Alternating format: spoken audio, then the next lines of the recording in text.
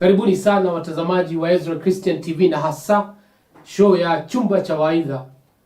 Leo show imewaka moto sana. Tunazungumzia kuhusu viongozi ambao wanaleta mabadiliko.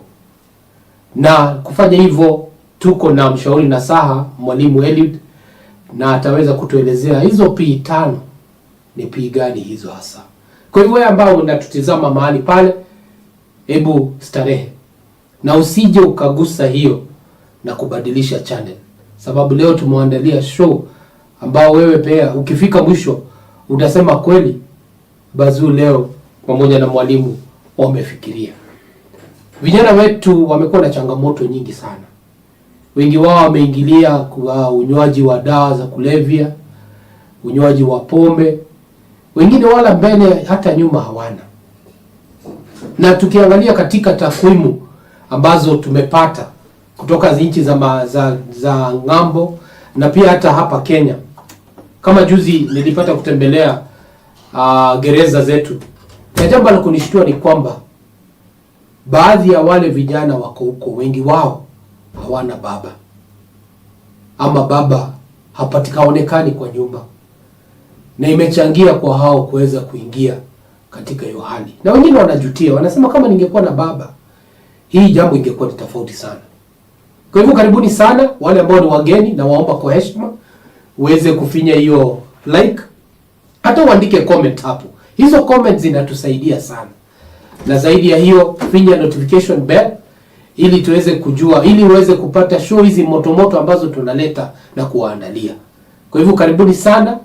Huyu ni Bazuu the wise man. Napenda kukaribisha mwalimu wetu Eliud aweze kuwasalimia, alafu sasa ndio tuweze kuongea kwa kina kuhusu hii mada ambayo ni raising sons to be effective leaders. Asante. Bazuu. Habari ya leo? Leo nimebambika tu sana. Yes, no. Tumeona utepetevu mkubwa sana wa viongozi. Kabisa. Na katika Sunday tuko na chambua yes, tukiwa nyuma ya hema. Yes. Tumegundua kwamba mwanaume anachangia pakubwa sana. Kuona kwamba kuna ndio kijana aweze ama mwanaume aweze kusimama na kuwa kiongozi ambaye anafanya mabadiliko. Yeah. Lazima uangalie malezi yake yalikuwa namna gani. Na tunaona hao viongozi ambao tuko nao, labda kulikuwa na kuzembea mahali kwa wanaume ambao walikuwa katika maisha yao. Yes. Sababu viongozi wapo awali, ulikuwa unaona ni viongozi walijitolea sana na walipenda kufanya kazi yao. Kwa hivyo karibu. Asante sana. Asante Bazuu kwa siku ya leo. We have another opportunity, and actually last Friday tulikuwa na a similar experience. We are talking about men. Tulikuwa tunaongea kuhusu the role of men in a family setup, especially husbands. Their role to their wives and their role to their kids. How they are supposed to make sure that their family affairs are running on well. And then today now we are talking about the role of a man in raising a boy to become a man. Wow. Raising a boy to become a responsible leader, a man in the society. Because one thing which is a fact is that a male is born, but a man is made. True. Very important. Everybody who calls is born male. The male, the gender male, you are born. That one you don't have to do anything to work on. Hiyo ni mambo ya Mungu. Yes, you're unazaliwa tu ukiwa na everything. But the man in the male is someone's responsibility. True. It's done through hard work. There's somebody who has brought out the man in the male. That's why these days, unfortunately, you find a male in their 50s, in their 60s, their 70s, calling themselves men. Yeah. But you look at their behavior and you are like, no. These are just males. Yeah. There's no man in this male. There's no man. So it is then the responsibility of a man to bring out the man in the male who is a boy. True. Because when a boy is born, the environment that he is born in nurtures him to become a man. True. Even when we talk about circumcision is just a physical ritual that tells you umevuka rika. Umevuka rika. No, you're not the boy mwenye atakuwa anatembea kwa barabara na mpira na nini na all those toys. no, now you have to change your behavior because now you're not a boy anymore. Sasa wewe ni mwanaume. But if you do that physically in the body and you don't do lazima utahiri fikra. Yes, kama hujatahiri fikra that you've done a utahiri fikra ndio hiyo sasa lazima kijana apitie mafunzo. Exactly. Na ndio hizo 5 P's. Yes, the training that we are talking about today, because the transition is not really physical, it's psychological. Really? Because you've seen people who behave in a different way, and they say they are like this, but their behavior is yes. So you've seen teachers who don't really behave like teachers; they behave like students. Really? You've seen men of God who don't really behave like men of God; they behave like people who don't even know God. Yeah. You've seen yani leaders, even the politicians, the political leaders. They say they are leaders, wako na mikakati, wako na mipango, wako na nini. But when you look at that person, uongozi hauko. Yes, uongozi ni kiongozi lakini hana uongozi. You know? That is the same scenario that now we are finding in the generation of men that right now are calling the coming up men. Some of them, you look at them and you are like, no, I think in you, masculine is somewhere around 10%, feminine is somewhere around 80%. Then that means there's a problem. There's a man in the life of this guy who is now a young adult, or sasa amekuwa adult. There's somebody who was supposed to be there when this guy was a boy. Akuwa pale ndio ameacha utoto. You know when a child akona utoto zake, so wewe you don't want, like one time nilikuwa nimeenda nyumbani na kijana yangu, very small one, hata hajafikisha 2 years. And then a certain guy, mtoto anafanya chakula yake hapo na uchafu na nini, kukula mchanga. And then the guy was like, wewe mtoto acha utoto. And I was like, what did you say? Huyu mtoto hapa na mtoto kutoka hapo uko na utoto mingi. And I was like, of course huyu ni mtoto anafaa kuwa na utoto. Sasa wewe ndio umeleta uzima wako kwa mtoto. Kwa huyu mtoto, acha mtoto akuwe mtoto. You see? But now when sasa huyu mtoto ametoka kwa hiyo utoto sasa, ameanza kumachua, ameanza kuacha hizo tabia za utoto. There should be a man, mtu wa kumlea. Mark timing. All this time there should be a man mark timing to see that this boy ameanza kurealize akona is a male. Ameanza kufeel akona some attractions to the opposite sex. Sasa hiyo time sasa ndio mwanaume sasa mwenye ako karibu kumlea anafanya achomoke amwambie now jana nilikuwa umeshika kasichana mkono kuja uniambie hiyo story. And then now story ndio hii unakuwa hivi utafiri hivi kutaenda hivi. So that is why we are here today, so that we can be able to transform the boys and the males into men. And far beyond men, because we want to make sure that they are effective leaders. Because the major role of a man, anywhere he goes, even in a family, it is to lead. That's why he is the head of the family. He is the leader he leads, making sure that everybody is okay, everybody's affair is well dealt with, everything is running on smoothly. So that overseeing, if we don't start this at an early age with boys, then we are going to really miss this opportunity. We are going to miss the opportunity of making sure that we are bringing up a responsible generation of people who you don't have to follow, to follow them everywhere they go, with every step they make, so that you can prevent them from killing themselves. And actually, it should not be a wonder if in the next 20, 30 to 50 years, the greatest population of people will want to commit suicide. Because the kind of suffering that people are going through today, the kind of suffering that people are heaping on their shoulders is too much. The rates of suicide has increased with time. Now believe me, in 10, 20, 30, 40 years it will have doubled. So, Bazuu, with your permission, can we start with the first P? Yes, but before that, kabla ufanye hivyo na umefanya vizuri, umepeana introduction vizuri sana ya kusema kwamba that everybody or a youth who's male, a boy is born male, na katika hiyo maleness ndio ile hali ya kuweza kulea the boy to become a man. Good. And that's very important. So yule ambaye anatutizama pale, you need to know that very well, that a young boy is born male, but being male is very different from being a man. And then once a man becomes a man, then leadership comes into him. And this is biblical, inatoka katika Biblia. When Adam was created, he was taken to the Garden of Eden. And when he was taken there, he was given some responsibility. Alipewa majukumu. Na majukumu hayo ilikuwa ni aweze kufanya kazi pale katika ile shamba la Eden, kuilinda na kuona kwamba anafanya vile ambavyo Mwenyezi Mungu alimwambia. Na pia kuongoza hadi wanyama, top, alipewa ile mamlaka, dominion ya kuweza kuongoza wanyama. Kwa hivyo mwanadamu mwanaume mahali aliko yeye ni kiongozi. Lakini sasa uwe kiongozi, ndio sasa tunazungumzia hizo P5 ambazo mwalimu na saa ataweza kutuambia. Lakini kabla hajafanya hivyo, ningependa atupatie takwimu ndio tuweze kuelewa tunatoka wapi, tunaenda wapi. Sababu ana takwimu ambazo ni mzito sana, ambazo zinachangia pakubwa kuonyesha kwamba uzembe wa wanaume kwa kulea vijana unachangia pakubwa sana katika jamii yetu. Karibu. Kweli. Bazuu, na ni kwa haraka muda producer ananiambia muda hatuna muda mrefu. Ni sawa tu.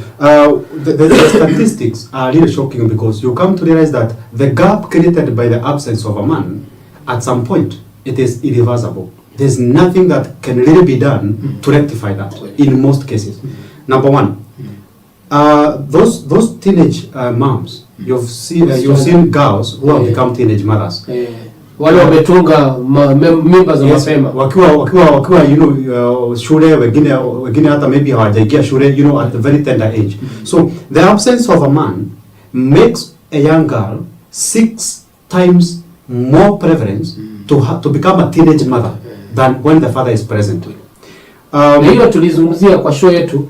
Tafadhali tuangalilie show yetu ile ambao tulifanya Ijumaa iliyopita, ambao tulikuwa tunazungumzia 5 P's na presence ilikuja hapo. Sababu hapo ndipo msichana, actually the first boyfriend, rafiki wa kiume wa kwanza wa msichana ni baba yake. Na hapo ndio anaweza kutofautisha first girlfriend, the first lover. Hapo ndipo msichana atafautisha upendo ule halisi na upendo wa kuadaiwa. Alright, so number 2, I want to say that kids who are from fatherless families, they are 4 times more likely to commit suicide. Kids who are living in fatherless families, they are 24 times more likely to run away from home. And I'm actually going even to tell you the percentage of the kids, the street kids. The percentages are also very high. So the kids who are from fatherless homes, they are 6 times more likely to drop out of school. Kids who are brought up in fatherless families, they are 15 more times likely to have behavioral disorders. They are engaging in behaviors that are destroying their lives, especially in installments. Kids who are brought up in fatherless families, wizi, ukora hapa na pale, kutunga mimba, mimba huko kwa kijiji, usharati. Yes. So kids who are brought up in fatherless families, they are 10 times more likely to commit rape, to rape someone. That's the kind of behavior disorder. Vijana wale ambao wanayo tabia najisi. They don't have self control. Akiona tu msichana mwili akisimama ni hivyo. Hakuna kitu kingine, they cannot control themselves. So kids who are brought up in fatherless homes, they are 15 times more likely to end up in prison. 15 times more likely to end up in prison. So the kids brought up in fatherless homes, they are 73 times more likely to be killed. They are getting killed because of the behavioral disorders, raping, and we also have makosa za jinai. Yes, hizo za kuimba and all that. So 73 times. So 63% of youths who commit suicide are more likely to come from fatherless homes. 90%. Yes, kubwa sana. This one is another big one. 90% of homeless kids and those who have run away from home, they're in streets. 90% of them are most likely from fatherless homes. Another one, 71% of high school dropouts are more likely to be from fatherless homes. 85% of kids with behavioral disorder, we have talked about that. Yes. 80% of convicted rapists, 80% are most likely from fatherless homes. And finally, we can say that 85% of youths who are in prison, youths in prison, 85% are more likely to come from fatherless homes. The gap created by a fatherless home ni kubwa sana. Ni kubwa sana. Bazuu, I don't think we can have even strategies that can be able to fill that up. Even as counselors, as therapists, we will try, because sometimes we will go to the community, we organize men, we try to show them this kind of, this kind of results, this kind of statistics, so that we can try to show them, your absence in that home is creating more mess than you think. And most men, they are not at home because most likely they are running away from their angry wives. Yeah. I'm running away because nikienda nitakeleleshwa, nitaanza kuambiwa nilikuwa wapi, kama nimekuwa na wale wasichana wangu, nini. So he is running away from home. He is avoiding to be at home most of the times because of the issues in the relationship with the wife. But this man does not concern himself and ask himself, yes, I'm running away from the chaos and the quarrels that I have with my wife. What impact is this bringing or having on my kids? On my kids. Because if we have 1,000 families in a village, and all the fathers in that village are absent fathers. Now you can see the Sodom and Gomorrah in that village. You can see the kind of stealing in that place. You can see the kind of chaos that we are going to find in that place. So the statistics are shocking. That is why it is za kutia hofu sana. Because ningependa kabla ujaendelea mwalimu, ningependa wale ambao wanatutizama na hasa wakina mama, nataka kuwarai ama kuomba kwa heshima wanaume hao, sisemi wabembeleze ama waite kababa hizi vitu ziko kwa. Hapana, hiyo ya kababa. Fanya mwanaume elewe, mpe heshima na nafasi yake, sababu anachangia pakubwa sana. Sababu mwanaume usipompa heshima ile anafaa kupewa, yule kijana ambao unalea hapo ndio atakuja kukupiga ngeta. Kwa hivyo ni vyema usaidie ule mwanaume ambaye anaweza ongea na yeye, na akiongea na yeye basi anakusaidia. Ukitoka nje hauna wasiwasi. Mwalimu ametuambia hapa rapist, vijana wale ambao ni wakunajisi, changamoto yao ilianzia kwamba hakukuwa na mwanaume wa kuelezea kwamba wanafaa kuwa na kiasi. Na hiyo ndio mambo ambayo tutazungumza leo. Karibu. Tuendelea kwa hizo peace na waanze na preparation. Tutaandaa kijana kivipi? Yes, because everything usually root from preparation. When you prepare something for something, it performs better. If you have a presentation and you prepare yourself well, like the way they say, go stand in front of the mirror, talk to yourself. Assess your audibility. Assess kama uko na anxiety. If you prepare well, you will increase the chances of performing well. So if we can prepare these boys to become men, then we have now reduced the percentages that we are reading today. Because we have reduced the percentage of men who are going to rape young girls. We have reduced the percentage of young men who are in prisons. We have reduced all those percentages. We have reduced even the school dropping out and all that. We have reduced all those statistics. So preparation is very, very important. You cannot prepare without skills. That is why we are always telling men that for you to prepare your boy to become a man, you must make sure first of all you are not a boy yourself. Because there's no way a boy is going to prepare a boy to become a man. If you are yourself as a man in that boy's life, you have not matured enough to become a man, you're also going to prepare your son to become a boy just like you. Ni wewe utakuwa mnapatana kwa pombe, mnanunuliana pombe.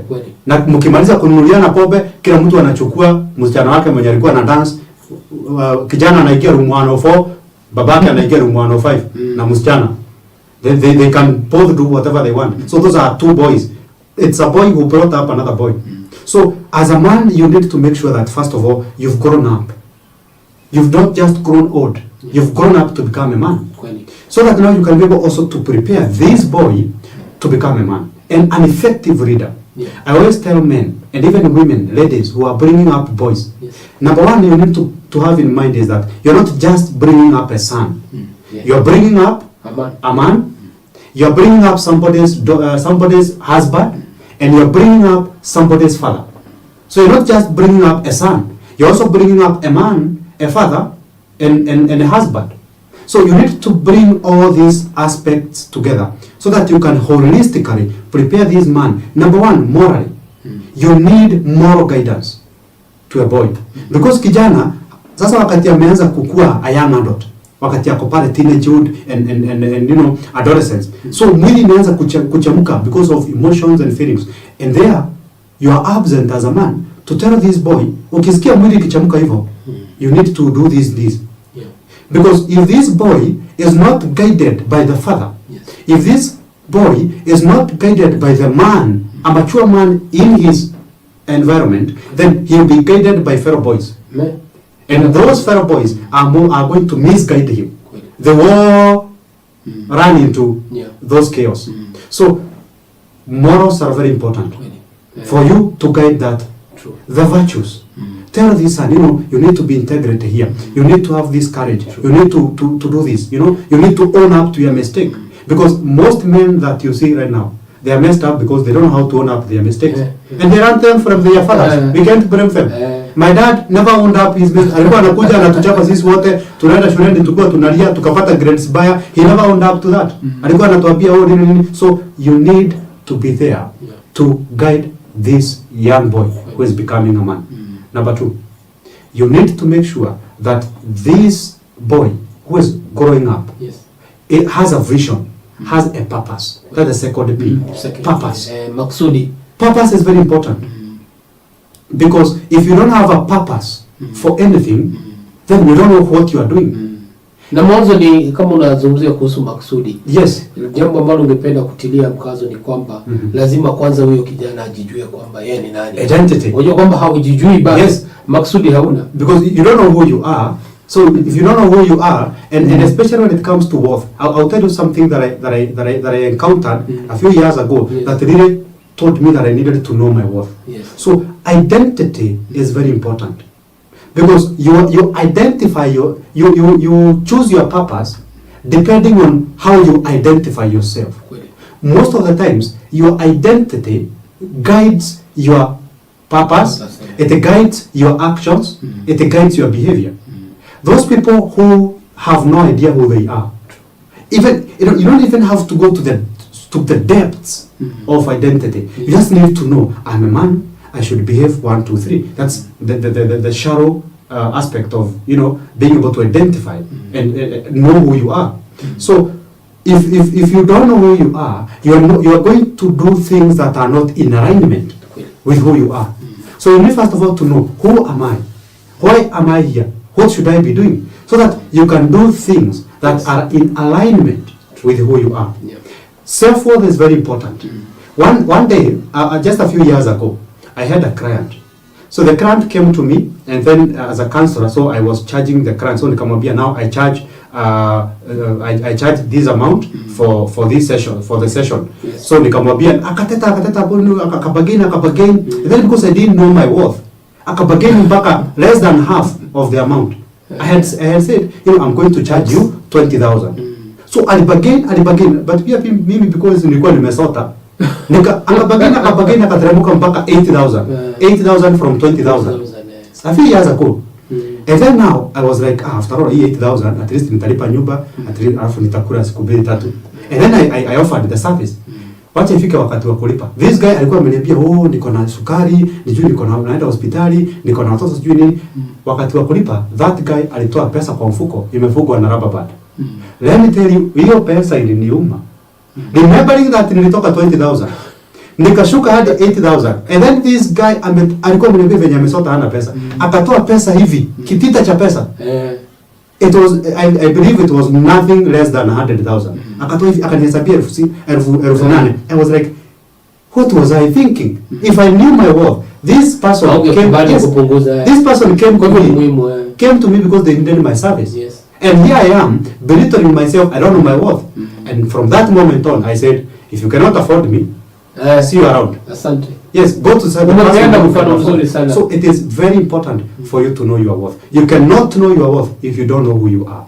If you have a mistaken identity, you will have a distorted self-worth. Number 3, provision. Yes. Provision, we talked about it.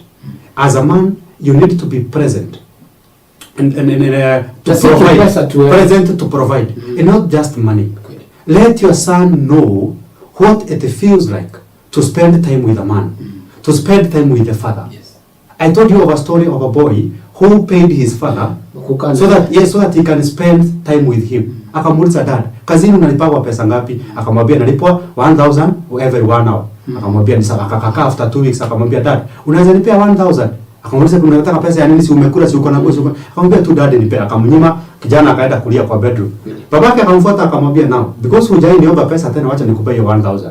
Akachukua, and then after a few minutes akaita babake akamwambia now dad, I want to pay you hii pesa umenipea so that you can spend time 1 hour with me. Ile 1000 unalipwa kazini. Leo either uchelewe kwenda kazini ama utoke mapema, then nitakulipa hiyo 1 hour so that you can play around with me. So you need to not only provide money, to not only provide luxury. Ni sawa mtoto wako anachukuliwa shuleni, anachukuliwa nyumbani anaenda shuleni na gari. Lakini maybe anaenda kwa hiyo gari ya kiria. Anatembea hata hawezi enjoy kubeba na hiyo gari. It's okay, mtoto nyumbani kuna TV screen kubwa kuliko yeye 75 inch. Yes, 70 imejaa kwa ukuta mzima. Hata anaweza watch akiwa huko nje. Anaweza watch TV akiwa kwa dirisha na anaona everything. Ni sawa, but kama ana watch hiyo TV akiwa analia machozi, akiwa analia machozi, ana miss daddy. You know, hajui presence ya daddy, that is useless. And that's now where we are getting rapists. That's where we are getting thieves. That's where we are getting people who are young people acting pornography in this country. So, number 3. Number 3 ndio hiyo sasa umemaliza. Number 3, yes, provision. Na kabla hujaenda ningependa wale ambao kidogo wameingia kuchelewa, tunawashukuru sana. Andikeni comments hapo. Na hasa wakina mama wale ambao wanatutizama, elewa kwamba hii si mambo na wanaume, ni mambo na wewe pia. Yes. Ni vyema pata nafasi hata na mume wako ama hata kijana, your nephew or even a brother. Muinvite uweze kusoma kwa kuangalia show ya kina Bazuu. Ndio uweze kuelewa kwamba unachangia pakubwa sana. Na sasa tumezungumzia P3. Ya kwanza ilikuwa ni preparation. Kuandaa kijana. Lazima umuandae. Ajue kwamba akitoka huko nje kutakuwa na changamoto, atajimudu kivipi. Ya pili ni purpose, maksudi. Lazima aweze kujua maksudi yake ni nini. Na maksudi unaipata wakati anapojijua yeye ni nani. Na mwalimu Nasaa amepeana mfano mzuri sana. Wakati alikuwa kidogo ameanza tu kazi ya ushauri Nasaa, kuna yule mteja ambaye alikuja na akampatia bei ya shilingi 20,000. Lakini sababu hakujijua alishuka hadi shilingi 8,000. Na ndio mteja huyo alitoa kitita cha pesa na hata anajilaumu. Amepeana mfano mzuri sana. Kwa hivyo a son needs to know his purpose. Na hiyo purpose inaletwa ni baba yake kumwambia kwamba you are doing well. That's how a young man is able to know that kama baba ananitambua, basi ninapotoka kule nje, basi mimi pia nafaa kutambuliwa. Haenda kwa pili hizo. Ya ine ni presence. Bazuu, maybe umenipata before tuanza show. Nilikuwa I was scrolling TikTok. And then I realized kuna mjadala inaendelea TikTok. Something good that is happening for men. And then I have realized that there's a certain lady anaitwa Sandy. I think anaitwa Sandy. And then men are even saying now this is going to be our women rep. Well, women have women rep. So now we need our man rep, but unfortunately she is going to be a woman. Why? Because this girl is so smart. Ameanza kuita wanaume kababa. Anaamka asubuhi, niaje kababa, umeamka, umeoba, umekunywa chai, kunywa maji. Now take care of yourself. You are doing good kababa.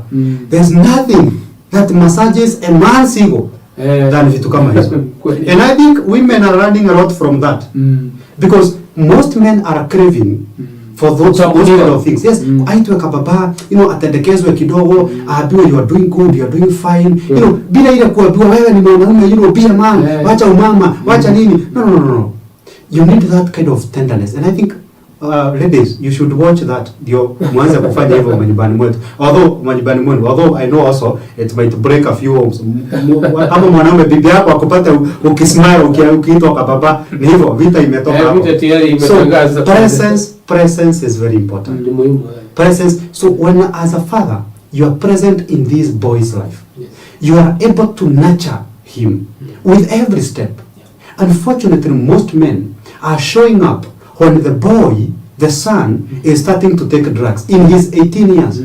After 18 years, that's when now the father is showing up. Wewe umeanza tabia, you are indisciplined, unisikizi, nini, and then the son is like, Dad, wait a minute. The last time I experienced your presence in my life was when I was 5 years old. Yes. It's been 10, 15 years. Sikuonai karibu na mimi. Sasa juu nimeanza kuvuta bagi, ndio unakuja kuniambia at I am being indisciplined. Yeah. And maybe the reason me navuta bagi, it's because of what you have been doing. It's because of the absence. It is because of what the chaos you have been causing at home. And now you are showing up after mimi nimekuwa mtu mzima. You know, no, Dad. Hapa hatutaingia, hatuta agree. So most men are showing up wakati kimeumana. Wakati the son now ameanza tabia zingine baya, ameanza kupeleka kwa prison, majority of them sasa wana show up kwenda kumtoa kwa cell, kulipa nini bail. Inaitwa bail ama ni bill. Hizo fines zinalipwa mtu akipelekwa, wengine kupeleka rehab. Wengine sijui ameshikwa amepachikana miba huko. Sasa that's now when men are showing up. Na pia mwalimu, kidogo ni kuzuie kwa heshima, ni kwamba nimeona jambo ambalo limekuwa na nataka tu kuunga mkono, ni kwamba tumezungumzia kuhusu kijana lazima avuke rika. Na jambo limekuwa likinishtua sababu mimi nimekuwa katika hiyo maandalizi ya vijana kuvuka rika. Yes. Na jambo unitia hofu ni kwamba vijana wanapokuja kuvuka rika wanaletwa ni idadi kubwa, wanaletwa ni wakina mama. Paka hata wamama wengine huja hapo ni sababu wameongea na wanaume wao hawaonekani. Hiyo absent ambayo ulikuwa unazungumza. Kwa hivyo ni vyema sisi wanaume tuwe mahali hapo. Kijana anafungua ukurasa mpya na ni ukurasa wa kuwa mwanaume. Wewe mwanaume unafaa kuwa mahali pale. Ndio uweze kutembea na ndio mshauri na sana nazungumzia kuhusu presence. Hiyo presence is very key kama mwanaume. Hata kama hautaongea, weka tu aone baba amekuja. Na sasa ni ameenda unamwambia kijana anakosa, acha niwaambie wanaume. Vijana wanauoga ile hujawahi ona. Wakati unajua ni jambo gani? Yes. Na kipata information ile kabisa. Yes. It is you supposed to be there. Sasa zile anaruka. And that's why presence is very key. Very important. Asante. Na pia tuende kwa shule. Sasa zile kijana anapata alama mbaya. Kwa tulikuwa nazungumzia kuhusu performance. Na mnaweza angalia hiyo YouTube show yetu. Utapata idadi kubwa hata shule za vijana. Yeah. Maana ungedhania mwanaume ndio angekuja kujua kijana wake anaendelea namna gani. Kijana hayuko. Na utapata ndio kulipa fees imetosha. Yes. Ni mzuri. Lakini kulipa fees haijatosha. Your presence is very key. Kwa hivyo wewe mwanaume ambaye unanitazama, huu ni Bazuu. The wise man. Nataka kukupatia ushauri wa bure. Simama na huyo kijana wako. Na utakuja kunilipa baadaye. I'm giving you a blank check. Kijana huyo ukitembea na yeye, utasimama kifua mbele, ukionyeshana kwamba ulifanya kazi. Lakini lazima na wewe ufanye maksudi. Karibu. Wacha niwaongeze dosi nyingine. Huyo kijana yako anakuhitaji wewe kuliko venye anahitaji hiyo pesa yako. Anakuhitaji wewe kuliko venye anahitaji kupeleka kwa nyama choma kila weekend. Anakuhitaji wewe presence yako kuliko venye unamuitia taxi anachukuliwa na watoto wao wengine, wanaenda kucheza, wanaenda kuswim, wanaenda kila pahali, wewe unaachwa nyuma. And it's a big shame as a man that you are present in a child's life. Kijana wako anaenda kutahiriwa na uko hapo. Labda unafika hiyo asubuhi uko mlevi. Mamake ndiye anaenda kushika kijana miguu kwa kitanda pale akitahirishwa, anaambiwa shika vizuri. Mamake inabidi aangalie kando hivi. Na wewe mwanaume ni aibu kubwa kama uko katika maisha ya huyo kijana. So it's a big shame. So men, you need to take your place. And unfortunately, the presence of a man is needed everywhere. It's not just in the family setting, in the society. Because if every family there's an absent man, as I said, that society is chaotic. You go to church right now, the ratio of men and women, hakuna kitu kama hiyo hatuwezipatana. Unapata ladies ni 90, wanaume ni 3 na vijana kadhaa. You know, so everywhere you go, you call for meetings za wazazi, parents meeting, the number of women who are going to show up. And it's okay, men, we understand you are busy working. Fine, that's good, that's amazing, you are doing an amazing job. But again, if you unatafuta tu pesa uendelee kueducate kijana, ndio hao wanafika university, anakuja nyumbani ako na degree 4, ako na degree ya chenye alikuwa anasomea, ako na degree ya pombe, ako na degree ya bagi, na ako na degree ya nini ya prostitution. Because that you gave him all the money he needed, but you failed to give him the most vital, the most important part, which was your presence. So every man, you need to make sure that hata kama unatafuta pesa, tafuta ndio, lakini ikifika kiwango fulani sema my family wanaweza kula, wanaweza kunywa, nyumba nimelipa, school fees nimelipa, hata kama sio international schools, hata kama nimelipa Cadet school, lipa hiyo. Wacha apate si kwa masomo na akue presence yako ni si. Huyo mtoto maisha yake imepanda. Kama ako na A. Hiyo ni A. Mzuri sana. Kuliko apate grade ya A kwa masomo yako. Lakini presence yako ni hii chini. Karibu inaenda F. Because you are very present. Huyo mtoto maisha yake umeharibu kabisa. So presence is very important. That is the 4th P. The 5th P ilikuwa ni protection, very important. Nimeambia wanaume vitu za maana mpaka pia mwisho inataka kunitoroka.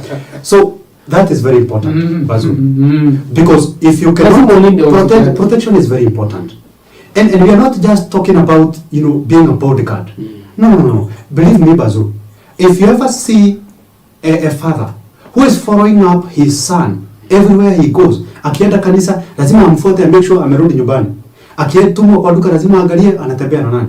Shuleni lazima akuwe na secret agent. Lazima akuwe na spy. Neighbor, kijana mwingine ama watchman. Huyo kijana, that is a man ameremwa na kazi yake. Because the moment umekalisha mtoto chini, umemwambia this is the way to follow. You don't have to follow him so that he can follow the ways you have shown him. All you need is to sit down with your son. Show him the ways to follow. And believe me, those words, those guidance are going to follow him in every path he follows.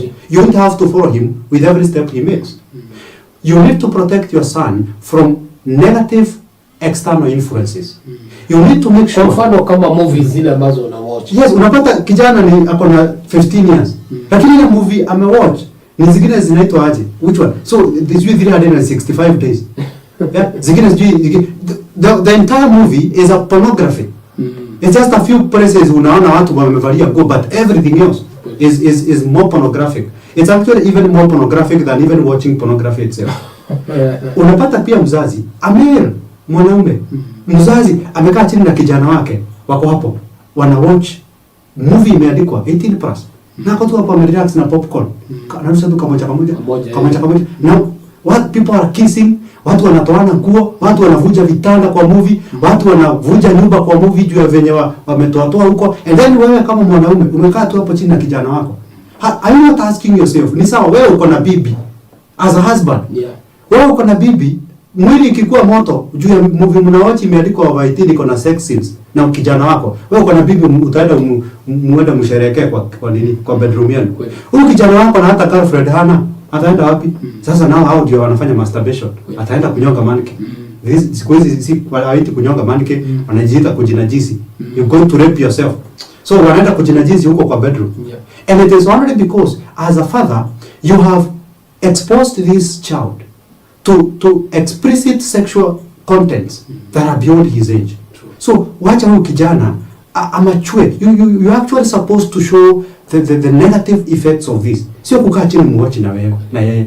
Sio ati mnaenda club na kijana wako mnaanza wewe yeye hapo ile kona ana kiss wasichana milioni 1 na huko ile kona nyingine una kiss wako bilioni 1.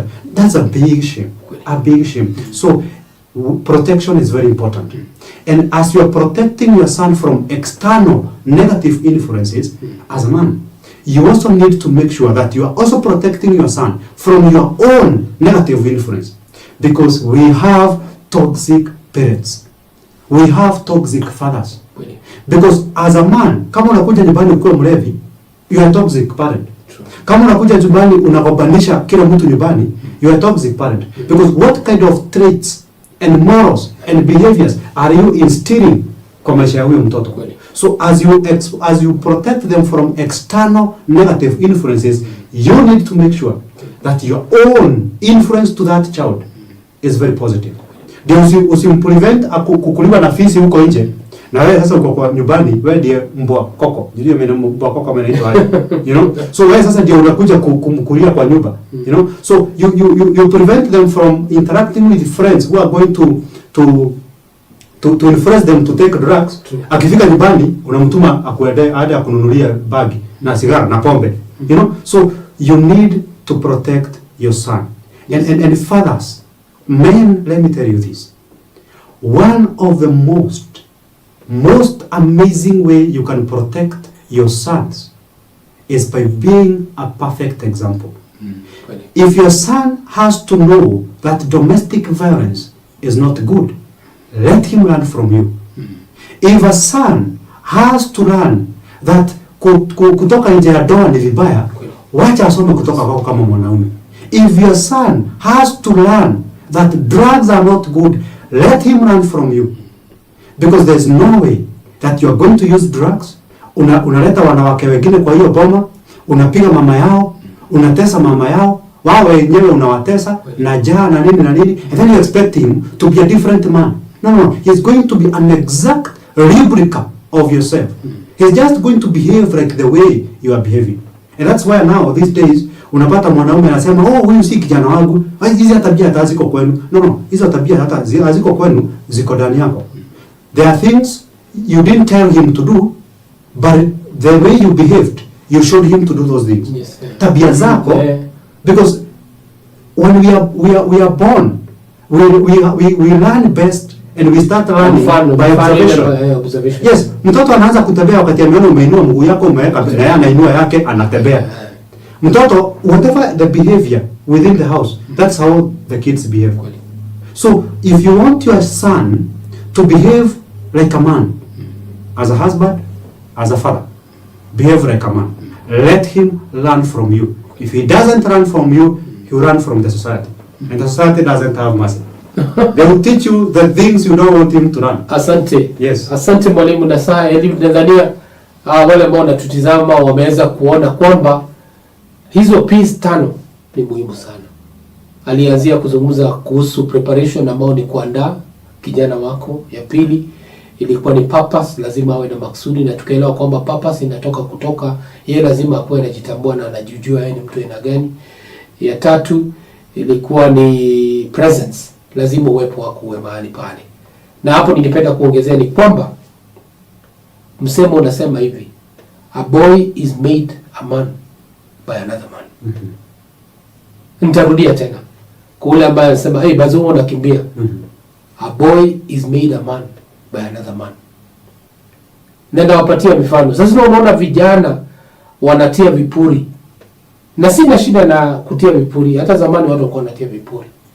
Lakini wengi kama vile amemalizia kusema kwamba watu na iga. Si ile mambo ambayo inatoka kwa midomo yetu. Ni ile maneno ambayo, mifano ile ambayo tunafanya sisi ndio watoto wanafuata. Kwa hivyo mwanaume kijana akiona babake havai vipuri, hajashuka nywele, utaona huyo kijana anasimama wima sababu ashajitambua yeye ni mwanaume na mwanaume anafaa kuwa aina hii. That's the third P. Presence. Ya nne ni provision. Lazima uwe mahali pale. Na provision si kutoa tu pesa ya kulipa school fees. Lazima pia uwe mahali pale kumlinda na kumuonyesha kwamba zaidi ya pesa wewe uko pale kumuongoza na kumpatia muongozo. Na muongozo ambao ni mzuri, ambao unaweza kumsimamisha wima. Alafu ya 5 ndio hiyo protection. Lazima ujue marafiki zake. Si mtu ambaye ukikaa kwa nyumba mtu anakupigia mlango saa 6 usiku. Haujui wewe wakati unaingia kijana wako chakula ndio umemwandalia mpaka chakula. Kila kitu iko tayari. Wewe ulifika mapema. Hapo hakuna ulinzi huko. Na kijana huyo hata kuwa kiongozi ambaye ni effective. Na tuweze kuelewa everything rises and falls on leadership. Na pia niongezee msemo. Wajaluo pia wana msemo ambao unasema kwamba samaki anaanza kuoza kutoka kwa kichwa. Tumesema kwamba mwanaume yeye ndio kiongozi wa familia ama jamii. Na basi akiwa ameoza basi samaki ameoza. Na ndio tumechukua majukumu haya kuweza kuleta hizo 5 P's. Ndio tuweze kuelewa kwamba for us to raise sons who are going to be effective leaders, hizo P5 lazima tuzingatie na kwa dhati. Yes. Na hakuna kuzembea mwanaume, wewe ambaye unatutazama hapa na pia mama ambaye anatutazama. Naomba kwa heshima uweze kushare hii na wanaume wengine. Ndio watakaposikia hizo 5 P's, na ni rahisi sana. Ni P's ambazo hazisumbui na ni rahisi kuziweza kuziga. Ni mambo hatusemi it's not rocket science. Hii si science ya kiroketi. Ni mambo ambayo wewe unaweza fanya na hata uhitaji atikuazima kwa mwingine hapa. Ni mambo wewe tayari uko nayo. Na unapofanya hivyo, takwimu zile daktari ama mwalimu na saa alizungumzia, hauwezi kuzisikia tena. Juzi kama vile nilisema, nilienda tulifanya mission kwa gerezani. Na nilipokuwa pale nikaona kijana mmoja amejikunyata mahali kwa kona. Hakuwa anataka kutangamana na wengine. Kwa hivyo nikamsongelea na nikamuuliza ni nini? Akaniambia ana hofu. Na nilishtua vile aliniambia kwamba babake alikuwa anamwambia kwamba atakuja kwenda kwa jela. Lakini zaidi ya hiyo, hata vile alienda kwa jela ni kusingizio, hata kufanya jambo. Kwa hivyo mwanaume uelewe, ile maneno yanatoka kwa kinywa chako inaweza fanya huyo kijana wako awe ni mtu tofauti. Kwa hivyo wewe unatakana kuchunga sana kabla hujatamka jambo kwa kijana. Fikiria mara 2 hata mara 3. Na ile jambo ambalo litatoka pale ni la kumfanya huyo kijana aweze kusimama wima na kujitambua. Na unapofanya hivyo unasaidia jamii yote kwa ujumla. Tukiangalia taifa letu kwa wakati huu, mbona tuna walevi chakari? Tukirudi nyuma tutaona mahali mvua ilianza kutupiga. Sisi wanaume akina Bazuu tumezembea, hatufanyi kazi yetu vile inahitajika. Na ndio tunashukuru kwamba kwa show kama hii ya leo tumeweza kuwaletea 5 P's. Jambo rahisi sana ya kufuata. Na najua mtaniletea comments ya vile ambavyo mmoja mabadiliko yakiweza kuingia katika jamii. Na wakati mabadiliko yanaingia kwa jamii, basi baraka za Mwenyezi Mungu zinakuwa pamoja nasi. And that's very true, because if there's even somebody who is asking, maybe it's a mother who is watching. Na labda anasema nao sasa mimi mzee alienda ama alikufa, sasa kijana hapo sasa nitafanya. Tafuta andiko yake. Kama andiko zake zote ni walevi, tafuta mzee wa kijiji. Mwambie now I want you to be father figure to my son. Take that responsibility. Do what you can to nurture that boy if the father is absent. But again, don't neglect that responsibility 100%. Useme sasa huyu babake hayuko, so hata there's nothing we can do. No, there's something you can do. Kuna jambo unafanya. Bazuu kwa hapa. Pigia Bazuu simu, mwambie now Bazuu, mimi nataka ukue mentor wa kijana wangu. Connect wao. Yes, and then Bazuu is going to mentor that. And again, even when we are saying that you need to have a father figure, it is somebody, a man, a man in that boy's life. It's somebody who behaves like a man. Mtu ambaye tabia zake umezikagua na ukaona kwamba anatosha mboga. Yes, again usiende kumtafutia mtu huko nje and then akuja mpotoze. You need to be very careful. So as a mother out there, do what you can to nurture that boy. But at some point, it's very important that also you can find someone who is going to be a mentor to this boy. Mwenye ambaye atamsaidia. And let me tell you something, Bazuu. If men can do their works, if men can work their responsibilities properly.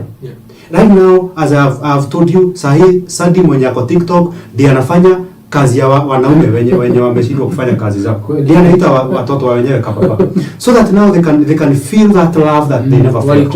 Yes, because they never had the love of a father. So anybody showing up, giving them even a tiny little love, even if it's lapped up with torture and abuse, they're going to carry on to that. That's why unapata mwanaume amekaliwa na bibi yake, lakini ako tu hapo. Why? Because this guy has never known love, have never tasted love. Alitest love. Yes, kadogo kutoka kwa this lady. Na akasikia that's amazing. Now they cannot let go, even if they are being tortured, even if they are being abused. Why? Because naachilia hii nitatoa ingine wapi? For the rest of my life, sijai taste love. But this one that I got, I've been able to lazima nikuamilia hapa. So men, we need to wake up. We need to do our best, to work. We need to to make sure that our responsibilities are well manned. They are well done, so that we don't produce boys who we are calling men, but in reality they are just boys, nothing more. So it is very important that even any viewer who is listening to us and then I feel, Eliud, I would like you to come and kwa church uongee na vijana wetu, ama ukuje shuleni uongee. Wapatie namba ya simu. Yes, ama nikipenda one-on-one sessions, you can just call me 0713 550 493 0713 550 493. Pia Bazuu ukimfikia tu mwambie nataka nifikie Eliud, atakuja hadi kwangu. Kweli, asante. Yes. Asante. Na ningependa kuzungumzia kuna jambo moja mwalimu Nasaa alizungumzia. Unaweza pata kuna mwanaume ambaye yeye ni boy. Yes, sasa anauliza Bazuu, hai mmeniacha nje. Mimi niko. Na mwalimu Nasaa yuko. You need to have an accountable partner. Wewe haujapoteza na hujachelewa. Yeah, someone who can we can still make you to become a man. Exactly. Na niweze kufunza huo kijana wako. Nimeona comment moja nimetumiwa hapa na ndio sababu nimetilia mkazo hiyo. Wewe usiwasi. Inawezekana. Kwa hiyo tutembelee, nione, uwe na accountable partner. Na kama si mimi, basi ataenda kwa mchungaji kwa kanisa hapo, ama rafiki wa karibu. Umwambie mimi nilipata hiyo changamoto, sikulewa na baba. Na wakati mwingine hata mke wangu ananitia changamoto. Ongea, usije ukapata shida zaidi. Tuko hapa kuweza kufanya hivyo. Naam. So asante sana mtazamaji wa Ezra Christian TV. Hii imekuwa show moto sana. Comments zimeingia hapa kwa wingi. Tunashukuru sana. Mungu aendelee kuwabariki na kuwatenda mema. Napenda kushukuru producer wangu King Proper. Amefanya kazi mzuri ya ziada pale hapo nyuma ya mitambo. Pia Proper nimeona siku hizi anababwa na hiyo ya baba sana. Inambamba sana. Asante sana. Yes. Alafu pia napenda kushukuru mwelekezi mkurugenzi wangu kwa kutupatia nafasi hii, na zaidi mama yetu Pastor Naomi kwa kuweza kutupatia nafasi hii murwa ya kuweza kuleta show kama hizi ambazo zinaelimisha na pia kuwatia nguvu watu pale nje. Mungu awabariki na watende mema. Asante.